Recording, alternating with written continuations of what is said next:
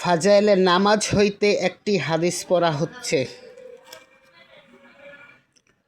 হুজুর সাল্লাল্লাহু আলাইসাল্লাম এরশাদ ফরমাইয়াছেন, যখন নামাজের সময় উপস্থিত হয় তখন একজন ফেরেশতা ঘোষণা করেন যে, হে আদমের সন্তানগণ, উঠো এবং জাহান্নামের যে আগুন তোমরা নিজেরা নিজেদের গুনাহের কারণে নিজেদের উপর জ্বালাইতে শুরু করিয়াছ তাহা নিবাও।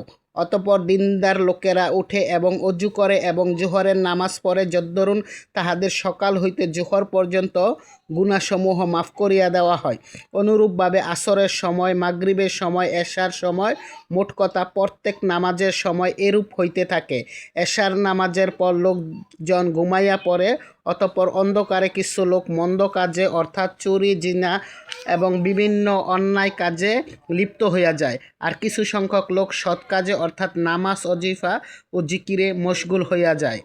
ফায়দা: হাদিসের কিতাবসমূহে অধিক পরিমাণে এই বিষয় বর্ণিত হইয়াছে যে, আল্লাহ তাআলা মেহেরবানি করিয়া নামাজের বদলতে গুনাহসমূহ মাফ করিয়া দেন।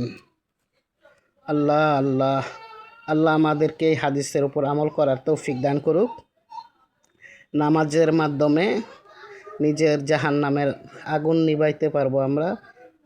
হাদিসে এরকম আসছে, প্রতিটা মানুষের জন্যই জাহান্নামের আগুন দাউ দাউ করে জ্বলতেছে। জাহান্নামের আগুন মানুষকে চাইতেছে যে, আমার বুকে পাপীদেরকে আপনি দেন, আমি তাদেরকে জ্বালাই। জাহান্নামের আগুন আমাদের জন্য জ্বলছে। যখন নামাজের সময় হয়, একদল ফেরেশতা বলতে থাকে যে, তোমরা ঘুম থেকে ওঠো বা তোমরা যে যেখানে আসো নামাজের জন্য প্রস্তুত হও এবং নিজেদের গুনাহের কারণে যে জাহান্নামের আগুন জ্বালাইতেছ নিজেদের জন্য তা উঠে নিবাও।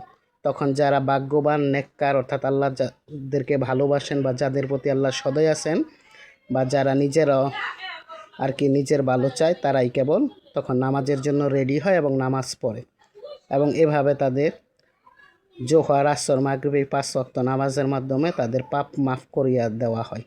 তাই আমরা চেষ্টা করব 5 ওয়াক্ত নামাজ জামাতে পড়ার।